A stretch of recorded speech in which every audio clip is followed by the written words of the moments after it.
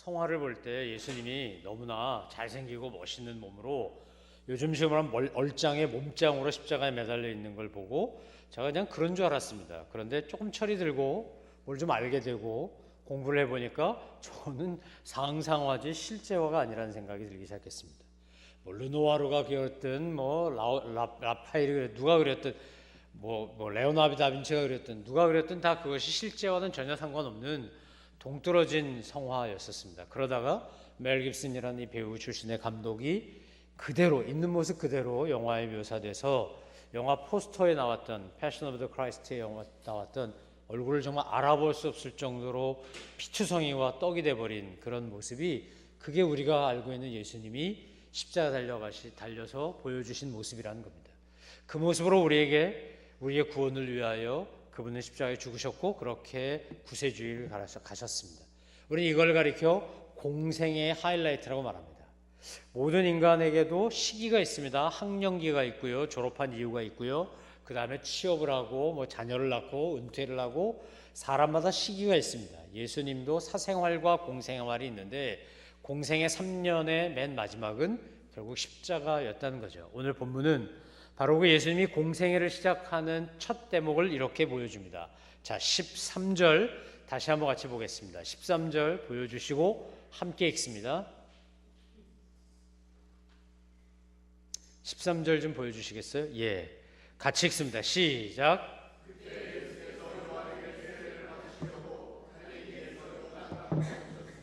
13절에서 제일 중요한 표현은 그때라고 하는 표현입니다. 여러분, 우리가 인생을 살면서 때로는 불안하고 답답하고 속상하고 안타깝고 짜증도 나고 뭐 여러 가지 감정의 기복과 풍랑을 겪습니다. 이유는 때를 모르기 때문인 경우가 대부분입니다. 도대체 이 고난이 언제 끝나지? 요거 1년만 지나면 끝날 거야. 이제 졸업이야. 그럼 다시는 이런 일이 없어. 라고 알면 우리는 얼마든지 견딜 수 있습니다. 또 지금 막 승승장구하고 있는데 조금 있으면 이게 7년 풍년이 끝나고 7년 흉년이 될 거야. 그러니까 지금부터 준비해 놓지 않으면 7년 풍년에 흥청거리다가 7년 흉년에 망하고 말지. 그러니까 7년 흉년이 올 거니까 준비해야 돼. 요셉을 통하여 바로가 지혜를 얻은 것처럼 그렇게 고난의 때가 올 것을 알면 지금 잘 준비할 수 있습니다. 그런데 저도 여러분도 공교롭게 우리가 모른다는 사실에서 공통적이라는 겁니다. 내일 일이 어떻게 될지 여러분 아십니까? 내년은 어떻게 되는지요? 오늘 밤이 내 마지막 날인지 아니면 100년쯤 지난 다음에 오늘 밤을 기억할지 우리가 아무도 모른다는 거예요. 어저께 가깝게 지내던 선배 한 분이 만나자 그래서 이제 저희 아내랑 아이가 간다고 하니까 송별 비슷하게 식사하면서 교제하자 그래서 바쁘지만 제가 그 청을 거절하지 못하고 만났습니다. 왜냐하면 그분 남편이 얼마 전에 돌아가셨기 때문에, 그리고 그것이 너무 마음이 아팠기 때문에 제가 그냥 없는 시간을 쪼개서 만났습니다. 만나서 이런저런 대화를 하고 이야기를 하면서 대화 중에 이런 얘기를 하더라고요. 남편 죽고 난 다음에, 남편이 유명한 병원장이었는데 여러분도 이름 되면 다 아는 누군데, 근데 나중에 재산 정리 뭐 이런 거 사물 정리하는데 보니까 빚만 남았더라는 거예요. 자기가 마이너스 통장에서, 본인이 훌륭한 의사거든요. 제가 볼 때 그분은 정말 좋은 의사입니다. 그러니까 본인이 학회의 어떤 책임자, 회장이나 뭐 이런 걸 맡을 때 돈이 없으면 본인 마이너스 통장에서 돈을 끌어다가 무슨 뭐 불임학회 얼마, 뭐 초음파학회 얼마, 뭐 이렇게 해서 갖다 집어넣은 돈이 나중에 통장을 보니까 여기 마이너스 3천만 원, 이거 5천만 원, 뭐 6천만 원 이래가지고 수억 빚만 남았다는 거죠. 남들이 볼 때는 뭐 유명한 대학의 종합병원 그 병원장도 하시고 교수도 하고 뭐 여기 분당에 있는 병원의 병원장도 하고 뭐 이랬으니까 돈 많을 거라고 생각했을 텐데, 가족 입장에서 보면 이분이 평생을 그렇게 거룩하게 살아서, 그래서 대한민국 정부로부터 훈장도 받고요, 집에 가면 이렇게 훈장도 달려있고 그런데, 그랬지만 막상 유족들에게 남은 거는 빚밖에 남은 게 없는 거죠. 만약 그분이, 그 황 박사님이라는 분이 그렇게 돌아가실 줄 알았으면 빚을 남겨놓지 않았을 겁니다. 아마 최소한 빚은 정리하셨겠죠. 남은 유가족들이 빚 때문에 고생할 일 없어야 되니까. 근데 본인이 그렇게 오전에 출근해서 수술하고 오후에 입원했다가 출근한 지 48시간 만에 세상을 떠날 거라고 아무도 예상 못했다는 겁니다. 본인도 예상 못한 거죠. 자기가 유명한 병원의 병원장인데, 나한테 암은 있지만 내가 얼마든지 이거 치료할 수 있고 내가 조정할 수 있고 내가 이렇게 하면 돼. 그런데 막상 약을 투여했을 때 견뎌내지 못해서 약을 3분의 1도 투여하지 못한 채 포기할 수밖에 없는 그런 상태인 줄 그가 어떻게 알았겠습니까? 아직도 저기 사진을 볼 때마다 참 문득문득 그리운 우리 작은형 차광철 선교사도 환갑도 되기 전에 저렇게 천국 갈 거라고 전 상상도 해본 적이 없습니다. 우리 집 식구 중에 가장 건강했고 어려서 심장판막증으로 어려움은 겪었지만 하나님의 은혜로 고친 다음에 한 번도 감기도 잘 안 걸리던 사람이 어느 날 그렇게 열심히 리수족 사전 만들어내다가 통증 느껴서 갔더니 말기고 악성이고 아주 종류가 나쁜 암이고 그래서 그것이 퍼져서 번져서 재발해가지고 그렇게 1년도 되기 전에 세상을 떠날 거라고 전혀 예상 못했다는 거예요. 우린 누구도 모른다는 거죠. 여러분의 때가 언제인지 알지 못한다는 거예요. 그런데 내가 때를 모르고 산다라는 것이 여러분 얼마나 감사한 은혜인지요. 여러분 정말 그렇게 느끼십니까? 일부 예배 때도 이렇게 질문하니까 아멘이 안 나오더라고요. 아니 알면 좋죠 목사님. 이게 지금 언제 어떻게 될지 내가 알면 얼마나 좋아요. 내가 대비도 할 수 있고 준비도 할 수 있고. 근데 하나님이 안 알려주시는 걸까요? 우리가 지금이 무슨 때인지 모르고 하나님이 알려주시고 하나님이 역사하실 때에만 우리가 알 수 있는 방법은 딱 한 가지예요. 우리가 그것을 알면 절대로 하나님을 온전히 신뢰하지 않기 때문이죠. 갖다나 이기적이고 교만한 우리가 뭘 좀 알면 내 힘으로 살려고 합니다. 내 능력으로. 우리가 아무것도 모른다는 것 때문에 하나님을 의지할 수밖에 없고 하나님을 신뢰하고 그분을 믿고 따른다는 것이 우리에게 은혜라는 겁니다. 여러분 그 은혜를 정말 믿고 감사하시기를 주의 이름으로 축원합니다. 전도서에는 때에 대한 이야기가 많이 나옵니다. 지금은 먹을 때다, 지금은 쉴 때다, 지금은 일할 때다, 지금은 잘 때다, 지금은 살 때다, 지금은 죽을 때다. 근데 그 수많은 때에 대한 이야기가 나오는 것은 뭐예요? 때에 대해서 아는 이가 하나님밖에 없다는 거죠. 우리는 모른다는 거예요.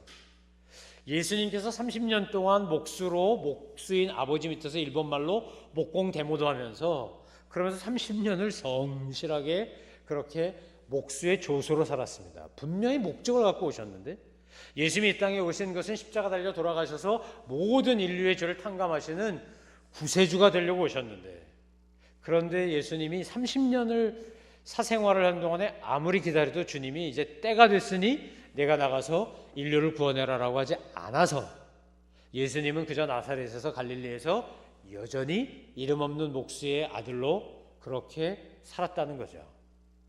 그러다 때가 되니까 예수님이 드디어 공생애를 시작하십니다. 여러분의 때가 되어야 하나님이 어떤 문제를 해결해요. 여러분 때 얘기를 하면 성경의 세 인물이 저절로 떠오르죠. 첫 번째는 모세라는 인물인데 모세는 왕자로 태어난 건 아니지만 공주의 손에 구원을 받아가지고 바로의 궁전에서 왕자로 컸어요. 40년 동안 왕자 노릇했어요. 얼마나 지혜와 힘과 용기가 대단했겠어요. 그러니까 자기 민족 스스로 구원하려고 그랬더니 사람 때려 죽이는 실수까지 하면서 그는 광야로 쫓겨나다시피 도망갑니다. 그리고는 40년을 광야에서 썸바디가 아닌 노바디로 살아요. 아무도 알아주지 않는 사람이 돼요. 어쩌면 자기 자신도 자기를 잊어버렸을지 몰라요.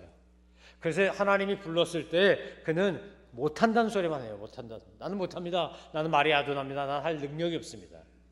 여러분 하나님이 어떤 때는 40년, 어떤 때는 10년, 어떤 때는 13년 다윗은 왕으로 기름 부음 받고 골리앗 때로 눕힌 다음에 사울 왕의 사위가 되는 은혜까지 입었는데 바로 쫓겨나서 자기 장인이자 왕이 자기를 죽이겠다 그래가지고 10년 동안 광야를 헤매고 돌아다니지 않았습니까? 나중에 미친 척까지 해가면서 때가 돼야 왕이 돼요. 때가 돼야 민족의 지도자가 돼요. 요셉은 잘못한 게 뭐가 있어요? 그저 꿈 얘기한 것밖에 더 있어? 좀 잘난 척은 했지만 형들이 미워가지고 팔아먹어서 하인 노릇하다가 감옥까지 가서 그 고생을 하다가 거의 한 13년 가까운 세월을 그렇게 살다가 나중에 하나님의 때가 되니까 바로 앞에 서는 거죠. 그리고 꿈을 해몽하고 총리가 됩니다. 아직 여러분의 때가 안 왔을 수 있습니다. 여러분 인내하고 기다리시기를 주의 이름으로 축원합니다. 인내케 하신 데는 이유가 있습니다. 모세는 고집이 세고 사람 때려 죽일 만큼 그렇게 어떻게 보면 혈기가 많은 사람이라 40년 걸렸을지 모르겠습니다. 다윗은 그만 안 하니까 10년 걸렸는지 모르겠어요. 요셉은 좀 성숙해야 되니까 13년 걸렸는지도 모르겠고요. 여러분 때가 빨리 끝나려면 여러분이 납작 엎드려서 하나님의 은혜 아래 절대 복종하시는 겁니다. 아멘. 생고집 부리면 오래 고생합니다. 40년 동안 광야 생활하기 싫으시면 빨리 항복하십시오. 빨리. 그리고 하나님의 은혜를 구하십시오. 예수님도 30년이라는 세월을 그냥 이름 없는 평범한 갈릴리 지방 나사렛의 한 유대인으로 살았습니다. 그러면서 모든 과정을 겪게 했어요. 하나님의 방법은 참 놀랍습니다. 그래서 우리가 하나님의 때와 하나님의 방법에 대해 절대적으로 신뢰하고 믿고 가는 것을 가리켜 신앙이라고 말합니다. 그래서 그 때와 방법에 대한 우리의 절대적인 신뢰가 있어야 하나님께서 모든 것을 합력하여 섭리를 이루신다는 것을 믿고 흔들리지 않고 의심 없이 불안해하지 않을 수 있는 겁니다. 여러분에게 염려와 불안이 다 떠나가기를 주의 이름으로 축원합니다. 때를 기다리십시오. 자, 때가 됐습니다. 예수님이 요한에게 찾아옵니다. 공생애를 시작하는데 우리 같으면 성명서 낭독하고 출정식하고 내가 구세주로 왔다, 내가 이제 인류를 구원할 것이다, 뭐 이래야 될 것 같은데 예수님 그렇게 안 하시고 오실 때도 소리 소문 없이 저 말구유의 베들레헴의 말구유 그 짐승들의 밥통에 누우셨던 이분이 공생애를 시작하면서도 지금 얼마나 겸손하게 시작한지 보십시오. 자, 13절 14절 다시 한번 같이 읽습니다. 시작. 그때 예수께서 요한에게 세례를 받으시려고 갈릴리에서 요단강으로 오셨습니다. 그러나 요한은 이를 말리면서 예수께 말했습니다. 제가 오히려 선생님께 세례를 받아야 합니다. 그런데 제게 오시다니. 여러분, 예수님이 공생애를 시작하는 첫 번째 행위가 뭐였다고요? 세례 받는 겁니다. 참사랑교에서 세례 받으신 분들은 은혜 받은 겁니다. 특별한 은혜 받은 거예요. 왜요? 저희는요 세례 그냥 안 합니다. 반드시 간증해야 되고요. 그 다음에 세례 증서 이렇게 액자에 넣어가지고 잘 길이길이 보존하라고 선물로 드립니다. 그때 내가 뭐라고 간증했는지 잘 보라고. 그런데 세례의 의미가 뭡니까? 제가 세례 교육하면서도 얘기했지만 세례의 의미의 첫 번째는 씻는다는 겁니다. 죄를 씻는다는 거예요. 물로 씻지만 전 장로교 목사인데 그래서 침례를 좋아해요. 하나님이 나중에 한번 기회도 주셔서 건물을 본당을 한번 짓게 되면요, 그때는 침례탕 만들 거예요. 여기다가 십자가 모양으로. 그래서 자기 발로 걸어 들어가서 자기 발로 나오라고. 하나님 속 오래 새긴 인간들은 좀 오래 있어야 돼. 거기 익사하기 직전까지 좀. 그리고 돈 때문에 속 썩 있으면 지가 꼭 들고 들어가야 되고 거기. 그런데 이 세례를 받는다는 건 씻는다는 거예요. 씻는다는 것뿐만 아니라 뭐 한다는 겁니까? 거듭난다는 거예요.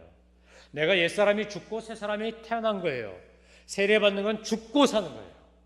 근데 예수님은 죽고 다시 살아나실 필요도 없는 분이고 죄인도 아니고, 비록 마리아의 몸을 통해서 빌려왔지만 성령으로 말미암아 잉태했기 때문에 그분은 죄가 없으신 분이에요. 그런데 공생의 첫 번째를 뭘 했다는 겁니까? 세례 받았어요. 죄인도 아닌 분이. 왜 세례 받습니까? 예수님이 우리를 대표하여 우리의 죄를 탕감하시기 위해 죽으셔야만 하니까, 죄를 씻으셔야만 하니까. 오늘 세례 요한이 전했던 메시지가 간단했어요. 회개하라, 하늘나라가 가까이 왔다 했으니까. 정말 모든 사람에게 필요한 게 이거니까. 여러분, 세상 사람들이 뭐 좀 잘난 게 있으면 회개하기가 얼마나 힘든지 모릅니다. 세상적으로 잘 나갈 때는요 얼마나 고개를 뻣뻣이 쳐들고 그리고 나 잘났다 그러는지 몰라요. 그런데 하나님이 사랑하면 반드시 꺾어 놓습니다. 반드시 낮춰놔요. 잘 되는 것 같은데 꺾여요. 왜요? 내 안에서 그러지 않고 교만이 빠져나가지 않으니까. 인간이 얼마나 교만한지 모릅니다. 저도 여러분도요 공통점이 몇 가지가 있는데, 교만하기가 하늘을 뚫고 천정을 뚫고 올라간다는 데서 공통점, 내가 정말 고난을 당하지 않고는 그 교만이 스스로 꺾이지 않는다는 데 공통점. 우리가요 공통점이 많아요. 인간이 죄인이라는 사실은 얼마나 오만불손하고 자기 잘난 척을 잘하는지, 뭐가 좀 있으면 그렇다는 거예요. 그래서 하나님이 은혜를 주실 때는요 우리에게 늘 2% 부족하게 하세요. 뭔가가 부족해. 이 부족함의 은혜에 감사할 줄 알게 되기를 주 이름으로 축원합니다. 그것 때문에 내가 하나님 앞에 엎드리는 거죠. 자식이 속을 새기든 남편이 속을 새기든 부모가 속을 새기든. 어느 집은 자녀들 뭐 부부관계 다 좋은데 꼭 부모가 속새기는 집이 있고, 일가 친척이 속새기는 집이 있고, 지병이 나를 괴롭히기도 하고, 경제적인 문제가 어렵기도 하고, 일이 잘 되다가 꼭 꼬이기도 하고, 뭐 늘 뭔가 좀 잘 안 되는 게 있어요. 여러분, 술술 풀리는 게 은혜가 아니에요. 술술 풀리면 우리는요 술술 지옥 가. 그럴 가능성이 매우 농후한 인간들이에요 우리가. 그래서 가끔가다 좀 꼬여야 돼. 이렇게 매듭도 좀 맺히고. 이거 봐 아멘 안 하잖아. 일부 때도 안 하더라니까. 이러면 다 아멘 안 해. 그냥 술술 풀려라 그러면 아멘 하는데, 여러분 그 부족함의 은혜에 감사하시기를 바랍니다. 그렇잖아. 하나님 안 찾아요 우리가. 하나님 앞에 매달리지를 않아. 다 내 힘으로 했다고 생각해요. 매달려서 주셨는데도 그 다음에 내가 잘났다고 생각해요. 내가 할 수 있어? 그리고 그렇게 겸손하게 주님 앞에 납작 엎드리지 않아요. 그래서 하나님이 뜸을 오래 들여요. 뜸 들이는 동안에 뭐 하라고? 너 원래 모습을 회복하라고. 내가 너에게 은혜를 줄 수밖에 없었던, 아니 은혜를 그렇게 사모하고 나한테 가난한 심정으로 찾아왔던 그 모습 되찾으라고 주님이 우리한테 시간 주시는 거예요. 시간. 예수님이 가서 세례요한에게 세례를 받겠다고 할 때 세례요한이 펄쩍 뛰면서 뭐라 그랬어요? 당신은 회개할 일도 없고 하늘나라가 당신이고 내가 당신의 신발도 들고 다닐 수 없는 사람인데 어떻게 내가 예수님에게 세례를 줍니까? 내가 예수님께 세례를 받아야지. 예수님이 베푸신 불세례, 성령세례 제가 받아야지요. 그게 바로 15절 16절의 고백입니다. 같이 읽습니다. 15절 16절 시작. 자, 읽다 잡으셨습니다. 지금은 그렇게 하도록 하여라. 우리가 이와 같이 모든 의를 이루는 것이 옳다. 그러자 요한은 그대로 따랐습니다. 15절에 보니까 예수님이 찾아와서 나 세례해 주시오. 그러니까 요한이 펄쩍 뛰는 거죠. 요한은 정말 정확한 사람이니까.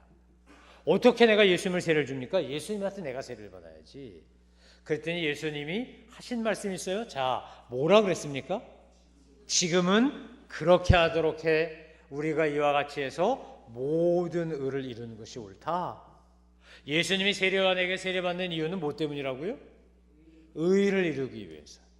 모든 의를 이루기 위해서. 어떤 의? 내 의, 하나님의 의. 하나님의 의요. 여러분, 그 다음이 더 감동이에요. 그러자 요한은 그대로 따랐습니다. 순종이란 뭘까요? 내 상식과 이해를 넘어서는 겁니다. 예수님이 요한에게 가서 세례받는 것 하나님의 역사와 섭리에 순종하기 때문이고 세례요한이 예수님 세례하는 것 하나님께 순종하기 때문인 거죠. 예수님이 잡히시기 전날 밤에 성목요일에 성찬식과 세족식을 제정하시면서 제자들의 발을 씻겨주실 때 베드로가 뭐라 그랬습니까? 안 된다는 거야. 안 된다. 선생님인 예수님이 어떻게 우리의 발을 씻깁니까? 우리가 선생님 발을 씻겨야지. 제 발은 못 씻습니다. 베드로가 잘난 척하는 바람에요. 예수님한테 발 내밀고 발 씻겼던 제자들은 다 뻘쭘해지는 거야. 이제 여긴 뭐야 그러면 여기는 경우도 없고 네 가지가 없는 사람들이야 여기는. 그런데 막 베드로가 역시 베드로답게 안 된다고 발 씻어야 된다고 예수님이 그러니까 그다음에 또 뭐라 그래요? 목욕 시켜달라 그래요. 예수님이 목욕 다 안 해도 된다. 구원을 위한 회개를 한 사람은 그런 회개는 할 필요 없지만 발 씻은 것처럼 경건을 위한 회개는 날마다 해야 되는 거죠. 예수님이 발을 씻겨주시면서 뭐라 그랬습니까? 이 발을 씻지 아니하면 너와 내가 상관이 없느니라. 그래서 베드로가 순종하고 발을 내밀어요. 어떤 경우는 오버한 것도 있고 어떤 경우는 정말 어떻게 이럴 수가 있습니까? 그리고 예의 때문에 경우 때문에 하는 경우가 있어요. 여러분, 우리가 하나님의 의를 이루기 위해서 순종한다라고 할 때 내 상식과 이해와 경험을 뛰어넘는 거라고 말씀드렸어요. 믿으십니까? 그런데 왜 안 하십니까? 내 상식과 경험과 이해에 대한 것만 왜 순종하십니까?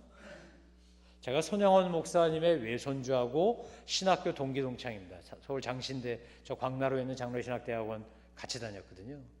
제가 평상시에 존경하던 분이었지만 외손주를 통해서 들은 이야기, 외손주를 통해서 본 것들 때문에 제가 더욱 그분을 존경하고 사랑하게 됐어요. 그 어머니가 손동희 원사라고 딸입니다. 손영원 목사님의 딸. 어느 날 손영원 목사님이 자기 딸한테 편지를 보낸 걸 그 외손주인 박 목사가 저한테 보여준 걸 제가 봤어요. 거기 이렇게 써 있어요. 제가 그대로 못 옮기지만 대충 이런 거예요. 사랑하는 딸 동희야, 나를 위해 기도해 줄라. 내가 재선이 안재선인데 동인이와 동신을 죽인데 앞장섰던 재선이와 함께 밥을 먹고 있으려면 이 목구멍으로 칼이 넘어가는 것 같아. 유리조각과 송곳이 넘어가는 것 같아. 피눈물이 난다 여기서. 그리고 나도 모르게 막 분노가 치밀어 올라. 밥 먹다가 뜨거운 국을 확 쏟아버리고 싶을 만큼 정말 막 분노가 치밀어 온다는 거예요. 그런데 사형장에 끌려갔던 그를 내가 찾아가서 용서하고 양자 삼는다 그러고 데려와서 정말 호족에 입적해서 안재선 씨가 손동신이라는 그 손동희 권사의 오빠 대신에 맏아들이 되고 장자가 되고 나중에 상주가 되거든요. 그런데 나도 사람이니까 앉아서 밥을 먹고 있으면 슬프고 화나고 이런 게 막 올라온다는 거예요.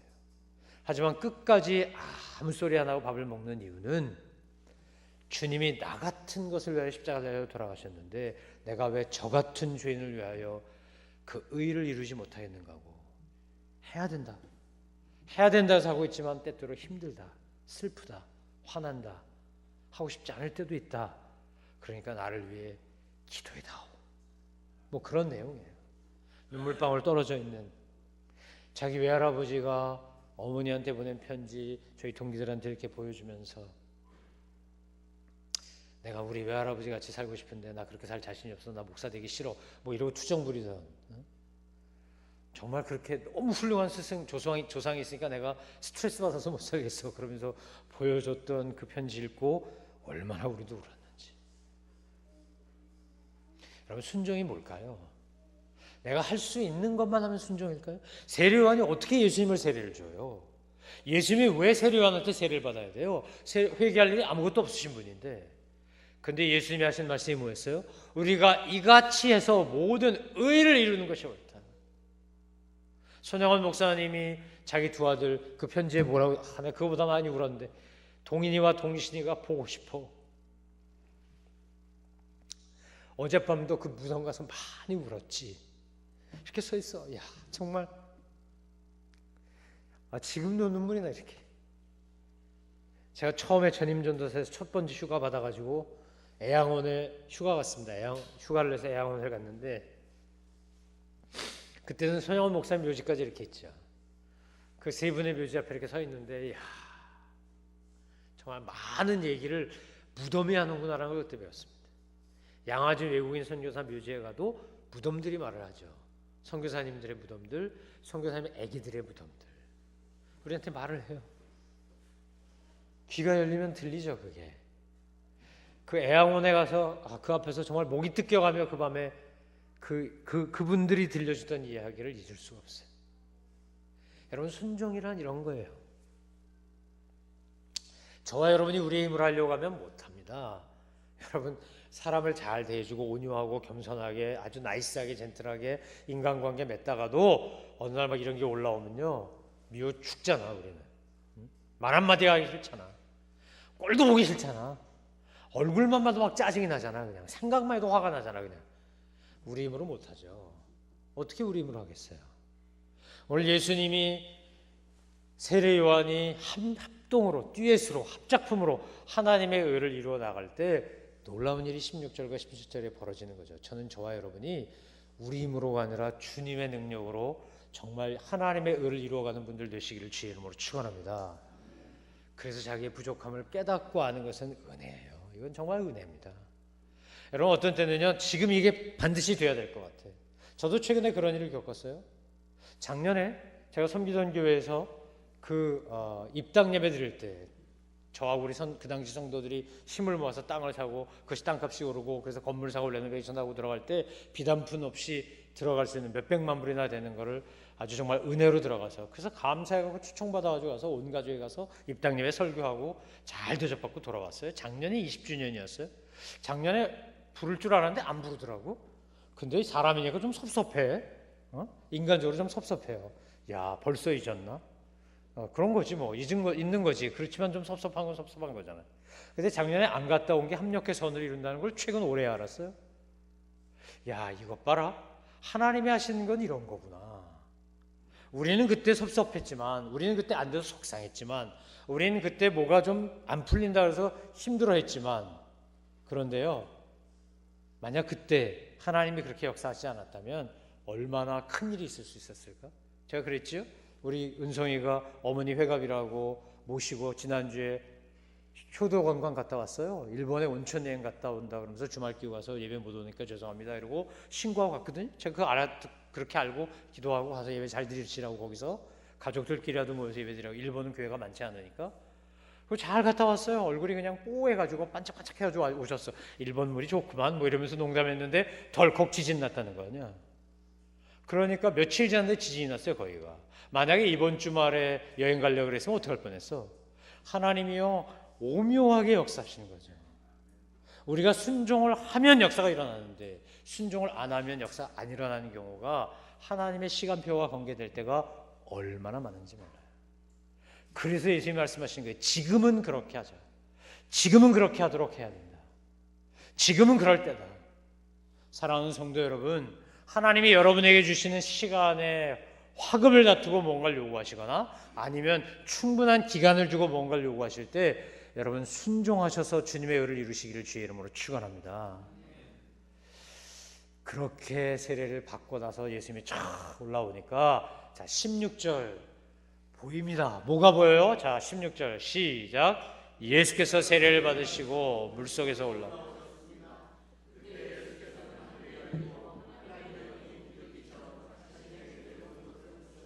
지난 수요일날 선거하고 우리가 야외배 갔습니다. 앞으로 여름 수련회 하려고 하는 뱅뱅가든이라고 하는 곳, 의류산업 뱅뱅이라고 하는 회사에서 회장님이 사제를 털어가지고 한 58만 평에다가 아주 가든을 잘 만들어 놓고 거기에 기독교 박물관을 하나 세워 놓으셨더라고요. 너무너무 산책길도 이쁘고 뭐 기독교 박물관 내용도 좋고 숙소도 잘 만들어 있고 저희가 이제 7월 말에 수련회 가려고 다 예약하고 왔는데 근데 이렇게 기독교 박물관에서 관람 다 하고 내려오는데요. 막 꽃이 피어 있고 또는 꽃이 피려고 그러는데 제 눈에는 안 핀 꽃나무와 핀 꽃나무만 있어. 벚꽃, 개나리, 진달래 이 정도는 나도 알아. 근데 나머지는 잘 모르겠어. 그러니까 그냥 꽃나무인데 안 핀 꽃나무, 꽃 핀 꽃나무 이렇게만 있는 거지. 풀은 그냥 풀이지 뭐 그냥 풀이야. 근데요 우리 황 권사님이 그랬나 누가 이렇게 보더니 질경이다 뭐 이런 거 막 얘기하는 거예요. 내 눈에는 그냥 파래. 그냥 전부 똑같아 그냥. 이게 뭐 잡초인지 뭔지 잔디인지 뭐 알면 보이는데 모르면 안 보이는 거죠. 여러분 보이는 사람들 왜 보이냐면요 알아서 보여요. 식물학자를 데리고 만약 같이 갔으면 아마 더 많은 걸 보겠죠. 동물원에 갔는데 동물학자가 가면 더 많은 게 보이겠죠. 우리는 그냥 원숭이면 다 원숭이지 뭐. 근데 개코 원숭이는 어쩌고 무슨 원숭이는 어쩌고 이러면서 뭐 특성부터 시작해서 온갖 이야기 다 할 거 아닙니까? 그죠?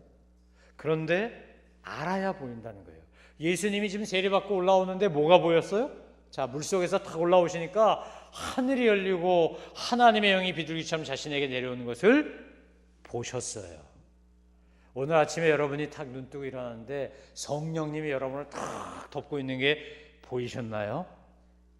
왜 아멘을 안 하실까? 여러분 엘리사와 게하시가 있는데 쳐들어왔어요. 엘리사 잡으러 가려고 외국 군대가 쳐들어왔어요. 그래서 막 게하시가 불안해 죽겠는 거예요. 우리 스승님을 잡아가면 어떡하나 보니까 성을 뺑 둘러싸고 그냥 얼마나 많은 군대가 왔는지. 그래갖고 게하시가 호들갑을 떨면서 엘리사에 가서 뭐랍니까? 선생님 큰일 났습니다. 선생님 잡으러 이렇게 많이 쳐들어왔습니다. 그때 엘리사가 답답해서 하나님 앞에 기도합니다. 이 종이 보지 못하여 불안해하니 하나님 눈을 열어 좀 보게 해주십시오. 눈을 열어서 보니까 뭐가 보여요? 천군 천사가 보호하고 있는 게 보여요. 여러분에게 천군 천사가 보호하고 있는 것 보시게 되기를 주의 이름으로 축원합니다. 거뭐 너무 호들갑 떨 거 없어요. 거뭐 좀 안 된다고, 좀 어렵다고, 좀 뭐가 좀 꼬였다고 그렇게 뭐 오늘 세상 끝난 사람처럼 그렇게 막 한숨이 땅이 꺼져라 필요 없어. 한숨 뚝 뭐 하면 된다고? 눈 팍 열리면 돼요. 눈이 열리면. 제가 목요일날 아버님 뵙고 왔어요. 이제 제 아내랑 아이를 이제 캐나다로 보내니까 가서 인사해야 되잖아요. 그래서 인사하고 왔는데 아버님이 농담으로 이러시는 게 식사하시면서 글쎄 말이다. 내가 지금까지는 낡은 이불을 덮고 살았는데 내가 눈수를 했다고 기념으로 이 엄마가 나한테 좋은 이불을 해줬다는 거예요. 뭐예요? 뭔 차이야? 진짜야? 아니 눈이 밝아져갖고 이제 보이는 거지. 녹내장인지 백내장인지 다 제거하고 나니까 이제 똑같은 이불인데 옛날에는 흐리멍텅하게 보이던 게 이제 깨끗하게 보이는 거야. 그리고 농담을 하시더라고요. 여러분 눈이 열리기를 주의 이름으로 축원합니다. 그래 뭘 알아야 보지. 알아야 보인다 그랬잖아요. 저는 이게 질경인지 뭐 질갱인지 뭐 뭔지 잘 모르겠어. 근데 보더니 어머나 질경이가 폈네 막 이러고 이게 아니까 보이는 거예요. 아니까. 여러분 하나님을 잘 아셔야 하나님 베푸신 은혜가 보여요. 성령님이 비둘기처럼 내려오는 게 보여요. 하나님 잘 아신 여러분 되기를 주의 이름으로 축원합니다. 우리가 누구 얘기할 때 나 저 사람 잘 알아 이러려면 모호하기 때문에 잘하는 거예요. 예, 아는데 어떻게 알아요? 별 쓰잘데없는 것까지 다 알아. 여러분 그 연인들 전화하고 카톡하고 뭐 페이스북하고 하는 거 보세요. 거기에 나라를 구할 거냐 말 거냐 그 대화가 주요. 신에게는 아직도 배가 12척이 남아있나이다 뭐 이런 얘기 나누든가요? 그런 얘기 하나도 안 해. 연인들끼리 가족들끼리 하는 거 보면요 뭐 밥 먹었니? 요즘 밥 먹기 전에 맨날 뭘 또 찍어 이렇게 찍어갖고 맨날 뭘 보내. 나 이거 먹었다 뭐 이거 맛있다 뭐 이러면 나 어디 갔다 이러고 그러니까 같이 안 있어도요 다 알아. 뭐 하고 사는지 뭐 먹었는지 메뉴가 뭔지, 심지어는 메뉴표도 찍어. 뭐 요금이 그 가격이 얼마인지 뭐. 그래갖고 막 어떤 사람 딱 뛰어갖고 네이버 지도까지 첨부해가지고 어떻게 오는지 뭐 오픈은 몇 시간, 뭐 클로즈는 몇 시, 뭐 이런 거 다 얘기해서 보내. 그냥 가만 앉아서도 다 보여요. 저는 이거 관음증인가 할 만큼 나를 안 보여주면 못 견디는 건가? 안 보면 안 되는 건가 싶을 정도로 너무 많이 보여주는 것 같아. 그런데 어쨌든 그렇게 별로 중요하지도 않은 시시껍절한 것 같은 그런 얘기들을 나누면서 알아요. 그래서 이 사람이 날이 우울한, 비가 오면 기분이 좋아지는지 슬퍼지는지, 비가 올라 그러면 엉덩이를 두들기고, 저는 수술한 사람이라요, 어제 오후부터 자꾸 엉덩이를 두들기더라고 내가. 근데 비가 와? 아니나 다를까 틀림없지 뭐. 습도 높아지면 이제 여기가 아프거든. 그러면 다른 사람은 몰라도요, 제가 엉덩이를 두들기면 제 안에는 알아, 이게 뭔지. 비 오겠구나. 장독대 가서 빨리 덮어야지 그러면 이제. 그렇게 옛날에 어른들이 뭐 기상대 필요 없었잖아요. 아는 거지, 알아. 하나님을 많이 알아야 은혜를 베푸실 때 보여요. 하나님을 아는 방법은 뭐죠? 말씀 읽고 기도하고 주님 좋아하신 일 하는 거예요. 여러분, 세상에서 운전을 배우건 요리를 배우건 뭐라건 뭘 해도요, 두 가지가 꼭 필요해요. 한번 따라해 보실래요? 시간, 돈. 맞죠? 시간 들이고 돈 들이지 않고 되는 거 있나요? 없어요. 학교 가서 공부해도 돈 들여야 되고 시간 들여야 되고요. 취미생활을 해도 시간 들이고 돈 들여야 돼요. 하나님 알아가는데도 시간 들이고 돈 들여야 돼요. 아멘. 하나님 기뻐하시는 일을 해야 돼요. 아멘. 그거 하나가 알 방법이 없어. 여러분, 우리 천국 가면 뭐만 하죠? 우리가 이 땅에서 생활 마감하고 천국 가면 뭐만 해요? 예배만 해. 예배만. 찬송 드리고 예배 드리고. 그러니까 여러분이 이 땅에서 제일 많이 연습해야 될 게 뭐죠? 예배. 예배. 찬송 부르고 예배 드리고. 그런데 예배를 일주일에 한 번만 딸랑 드리고 나는 다 했어. 이제 끝. 나는 이제 더 이상 필요 없어. 이러면 그거는 되는 건가요? 아니죠. 우리 영원 죽지도 않아. 여러분 생각해보세요. 죽으면 끝나야 되는데 죽지도 않잖아. 천국 가면 영생을 살잖아. 영원히 살면서 뭐만 한다고? 예배만 한다니까. 그러니까 예배드림이 여러분 삶의 우선순위 1번이어야 돼요. 아멘. 내일부터 새벽기도 때문에 몇 명 나오나 보겠어 이제. 뭐 안 나와도 괜찮아요. 뭐 거리 멀어서 교회를 어떻게 와? 못 올 수 있어. 일산에 살고 저 오리동 살고 어떻게 오겠어? 그러면 아침에 눈 뜨고 여러분 찬송하고 말씀 읽고 기도하고 하나님하고 예배 드리시라고. 예배 드린 가운데 하나님의 음성이 들리고요. 예배 드린 가운데 하나님의 마음이 느껴지고요. 예배 드리면서 정말로 주님의 놀라운 사랑을 경험하게 돼요. 왜 아빠들이 아무리 용을 써도 엄마를 못 이긴 줄 아십니까? 엄마들은요 10달 동안 애를 뱃속에 넣고 이 아이의 호흡을 느끼고 발길질을 느끼고 이 상태를 느끼고 그러면서 10달을 같이 지냈기 때문에요. 잘 알기 때문이죠. 아침에 우리 김 권사님이 오셨길래 내가 얘기했는데, 지은이가 안성에서 근무하다가 토요일날 와도요 엄마는 탁 보면 알아 쟤 무슨 일이 있었는지. 왜요? 아니까. 엄마니까. 늘 전화하고 문자 보내고 카톡하고 상태를 아니까. 여러분, 우리가 알아야 돼요. 알아야. 하나님을 알아야 하나님 베푸시는 게 뭔지를 알아요. 저는 저와 여러분이 눈이 열려서 성령님이 비둘기처럼 날마다 여러분에게 임하는 걸 볼 수 있게 되기를 주의 이름으로 축원합니다. 그러면 내 안에서 두려움이 사라져요. 내 안에서 불안함이 사라져요. 짜증과 번민과 걱정과 근심이 눈 녹듯이 녹아. 왜요? 하나님이 나를 얼마나 사랑하는지 아니까. 하나님이 나를 합력하여 선을 이루실 것을 아니까요. 제가 여러 번 말씀드렸죠. 전 드림 목사에서 만든 만화 영화 중에 프린스 오브 에집트라고 하는 만화 영화를 참 좋아해요. 모세 이야기고 요셉 이야기야. 근데 요셉이 감옥에 갇혀서 부른 노래가 You know better than I예요. 하나님 나보다 더 많이 안다는 거예요. You know the way. 내 길을 아신다고. 그 노래를 부르면 그 만화가들의 상상력에 의해서 나무 하나를 키우죠. 이렇게 감옥에서. 그 조그만 씨앗이 자라나서 나무가 될 때쯤 요셉은 바로 앞에 서게 되는 거예요. 속성수인가 봐. 3년 만에 쫙 올라오는 거 보면. 그런데 어쨌거나 하나님을 믿고 하나님을 바라보고 하나님을 아는 거죠. 그래서 보이는 거예요. 성경 뭐라 말합니까? 믿음은 바라는 것들의 실상이요 보지 못한 것의 증거라. 남들은 안 보이는데 우리 눈엔 증거로 보여. 이게 보는 거예요. 예수님이 보신 것처럼 저와 여러분이 그렇게 보게 되기를 주의 이름으로 축원합니다. 두 번째 17절에 보니까요, 이렇게 돼 있어요. 자, 17절 같이 읽습니다. 시작. 그리고 하늘에서 소리가 들려왔습니다. 이는 내가 사랑하는 아들이다. 내가 그를 매우 기뻐한다. 여러분 아침에 눈을 탁 떴더니 하나님께서 천국에서 음성이 들려오는데 귀에 들리는 것 같아. 야, 내 사랑하는 아들 광선아 일어났구나. 내가 너를 너무 기뻐해.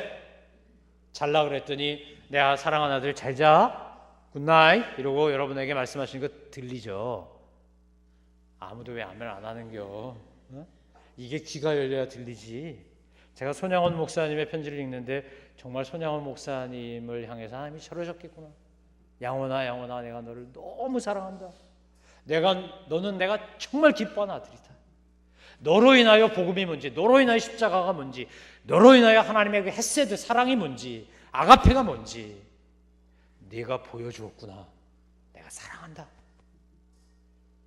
여러분 우리 혜린이가요 가끔 질문을 해요. 여자는 다 그런가? 물에 빠졌는데 엄마하고 아빠 자기하고 빠지면 누구 먼저 건질 거냐?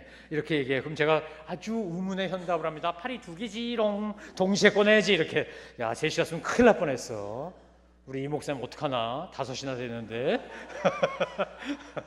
어? 제가요, 야 이거 왜 자꾸 확인하는 거야? 왜 사랑하냐고 물어보고 얼만큼 사랑하냐 그러고 뭐 그런 얘기를 자꾸 물어봐요. 아내들이 남편들한테 자꾸 물어보잖아요. 저는요, 근데 그 물어보는 게 참 효과가 있다는 생각이 들었어요. 물어보니까 대답하려고 뭐 하게 돼요? 생각하게 돼. 얼만큼 사랑하지? 어디까지 사랑하지 진짜? 여러분 하나님 앞에 물어보세요. 하나님 저를 얼만큼 사랑하세요?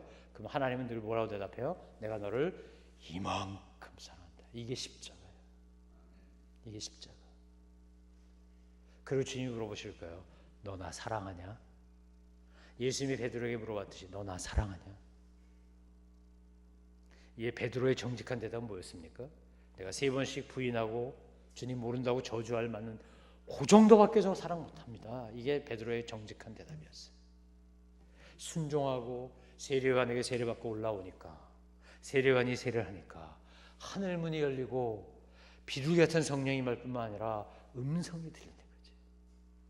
전 여러분이 날마다 눈을 뜨면 하나님이 베푸시는 비둘기 같은 성령이 보이고 하나님의 음성이 내가 사랑하는 딸이다. 내가 사랑하는 아들이다. 내가 너를 매우 기뻐한다. 그래서 세상 사람이 나를 인정하지 않아도, 세상이 나를 거부해도, 세상이 나를 안 알아줘도, 남편이나 아내나 부모나 자식이 나한테 섭섭하게 해도 우리 괜찮아. 왜요? 누가 나를 사랑하니까? 하나님이 나를 사랑하니까. 사랑 많이 받은 사람에게는 반드시 공통점이 있는데 자신감이 있어요. 엘리사가 하나님이 천군 천사 보내는 거 봤기 때문에 자신감 있는 거예요. 아무리 둘러싸도 괜찮아. 다윗의 시편에 뭐라 그럽니까? 원수들이 나를 애워싸 진칠지라도 내가 편안히 눕고 자기도 하리니 주의 팔이 주의 지팡이가 나를 안위하신다고요. 내가 사망의 음침한 골짜기를 지날지라도 해바람을 두려워하지 않을 것은 주의 지팡이와 막대기가 나를 보호하심이라, 안위하심이라. 여러분 이게 믿음이에요. 이게 신앙생활이에요. 보고 듣고 만지고 느끼고 이러면서 가는 거죠. 저 멀리 계신 하나님이 아니라 늘 여러분과 함께 하시는 성삼일체 하나님, 나를 위해 십자가 돌려가신 하나님의 그 예수님의 놀라운 은혜와 사랑, 나를 위하여 나를 선택하여 예수님을 보내신 하나님의 놀라운 은총, 그리고 지금도 내 안에서 역사하시는 성령님의 이 놀라운 감화 감동하시고 임마누엘 하신 보혜사 성령님의 도우심을 날마다 느끼며 보며 들으며 기뻐하며 그렇게 순종의 삶을 살아가시는 저와 여러분 되시기를 주님의 이름으로 축원합니다.